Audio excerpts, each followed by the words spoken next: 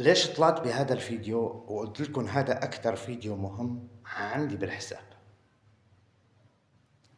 لأنه جتني حالة على الماسنجر من شهر.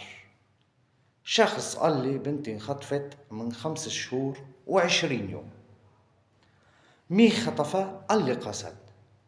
المكان شرق الفرات. السبب أخذوها تعمل دورة كادرو مع حقوق المرأة اللي عم يدعوها قسد.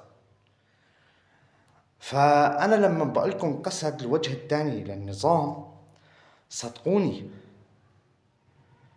يا سيادة الرئيس، خي تبنى هالبنت وعدها بنتك ومخطوفة. يا سيادة وزير الداخلية، عد هالبنت بنتك ومخطوفة. وبتمنى هذا الكلام يصل لوزير الداخلية ولسيد أحمد الشرع، تاج راسنا رئيس الجمهورية العربية السورية، وفيه نفتخر. البنت انخطفت هلأ من 6 شهور و20 يوم. طيب ليش طلعت بالفيديو وما رحت بطريقة قانونية؟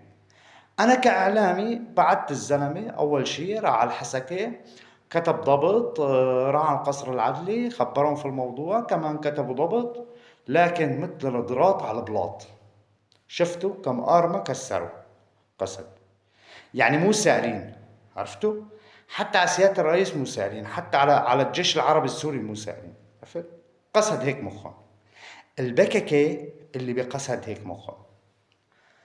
رجعنا قلنا له للزلمة من شهر، يا أخي روح اطلع على الشام، قابل رئيس العلاقات العامة مالك أبو أنس بوزارة الداخلية، زلمة طيب بفيدك.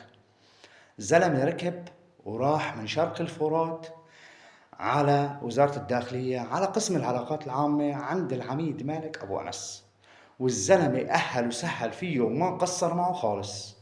قال له اكتب طلب، فالزلمة كتب طلب، مشكلته لسيادة الوزير أنس خطاب، والسيد الوزير ارتفعت له الورقة. اليوم هذا الزلمة صلوا شهر فاقد بنته. فرجع حكى معي اليوم، قال لي يا أخي أنا قلبي عم يغلي على بنتي، ممكن تطلع تصور فيديو؟